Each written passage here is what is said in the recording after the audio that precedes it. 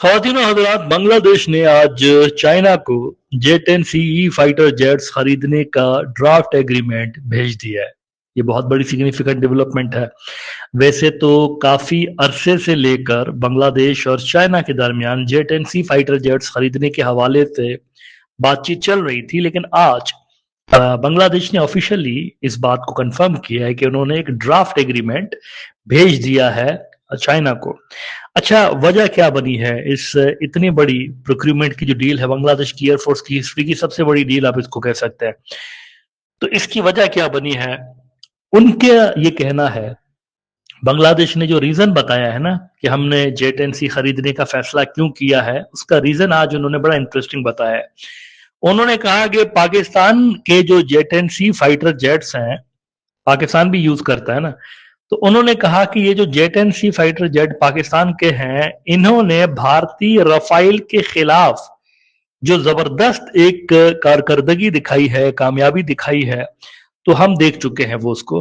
तो लिहाजा हमारा फिर उस पे ये एक फैसला हुआ कि हम ये फाइटर जेट जरूर खरीदें। अब सवाल ये है कि क्या साउथ एशिया में एयर पावर का बैलेंस बदलने वाला है? तो इसका सिंपल जवाब यह है कि वो तो पहले ही बदल गया था। गुज़िश्ता साल जो भारत और पाकिस्तान की लड़ाई हुई है, इसमें 8-0 का स्कोर, 8-0, 8 भारत के जहाज गिरे हैं, 0 पाकिस्तानी जहाज गिरा है। तो 0 का जो फिगर है नाजरीन, ये इटसेल्फ एक डिक्लेरेशन है, एक स्टेटमेंट है कि बैलेंस ऑफ पावर जो एयर पावर के हवाले से है, वो बदल चुका है ऑलरेडी और पाकिस्तान के फेवर में टिल्ट हो चुका है।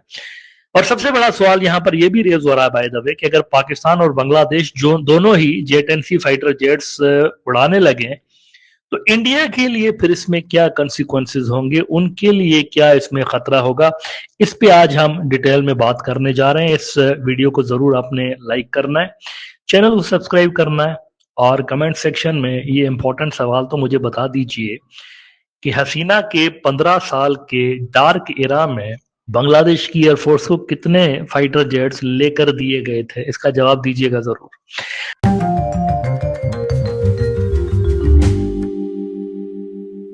अच्छा जी, आते हैं अब असल मौजू की तरफ।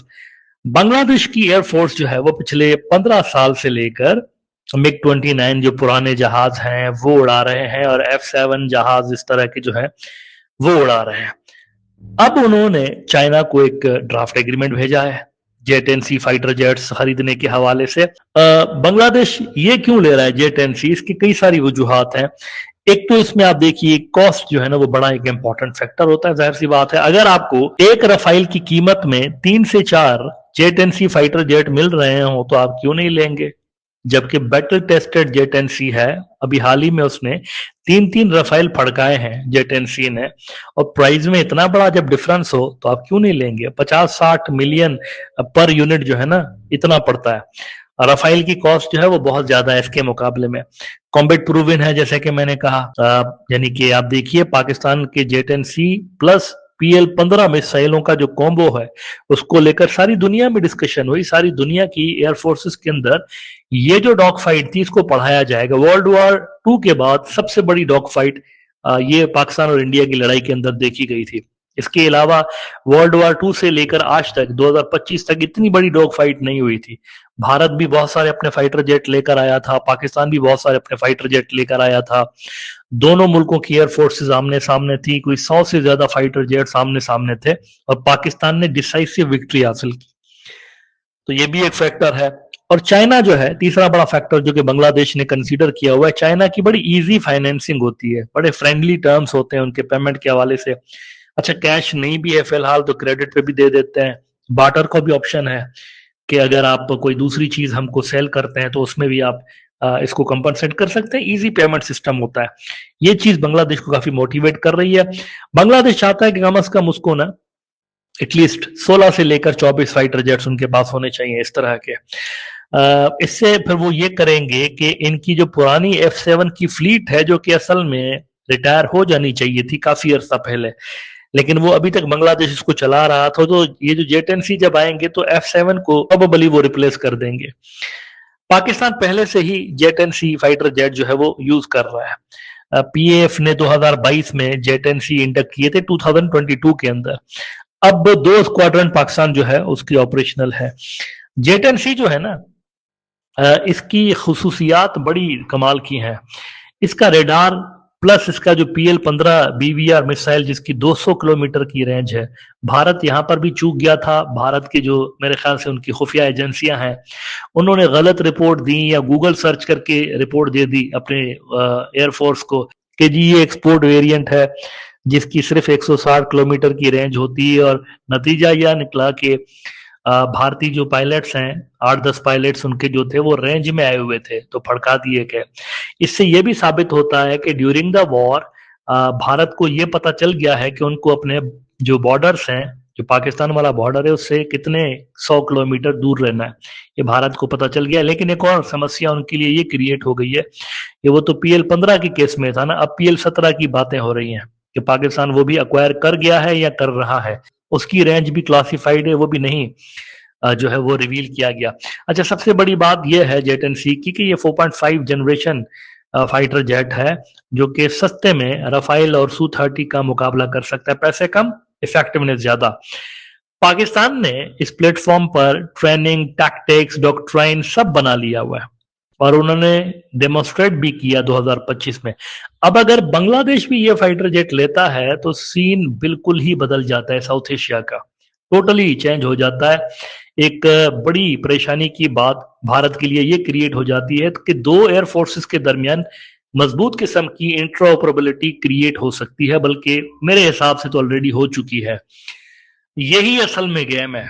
असल जो परेशानी की बात है भारत के लिए वो यही है, इंट्रोऑपरेबिलिटी। ना ये जरा सिनारियो देखें, दो मुल्कों की एयरफोर्स का एक ही सिस्टम पर होना, पाकिस्तानी भी जेट एंड सी, ये भी जेट एंड सी, पाकिस्तानी भी JF-17 उड़ाएंगे, बांग्लादेशी भी JF-17 उड़ाएंगे, वो भी ले रहा है ना, उस पर भी बातचीत चल रही है।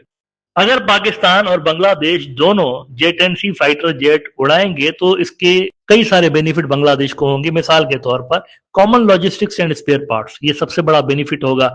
मिसाइल्स इसके अंदर जो इस्तेमाल होंगे वो कॉमन होंगे, पार्ट्स कॉमन होंगे, मेंटेनेंस टूल्स कॉमन होंगे, ग्राउंड इक्विपमेंट सब सेम होगा।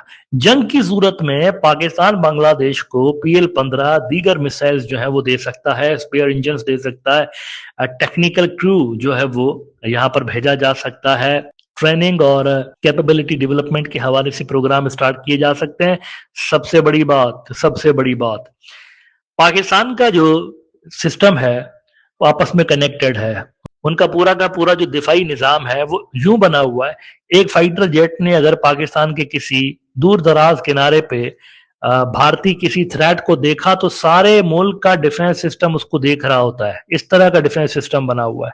अगर भारतीय फाइटर जेट्स या मिसाइल्स एक वार से चूके तो फौरी तौर पर जो सेकंड लेयर है वो एक्टिवेट हो जाती है, वो उसको हिट करती है, फिर थर्ड, यानी कि पाकिस्तान की एयर स्पेस के अंदर घुसना या उससे वापस जाना फिर बाद में ये लगभग असंभव है। पाकिस्तान का जो लिंक सिस्टम है वो कॉमन होगा बांग्लादेश का और पाकिस्तान का। फिर जेट एंड सी जो है उनके रेडार्स, मतलब PAF का जो airborne early warning and control system है ना, वो बांग्लादेश के जेट एंड सी को टारगेट दे सकता है।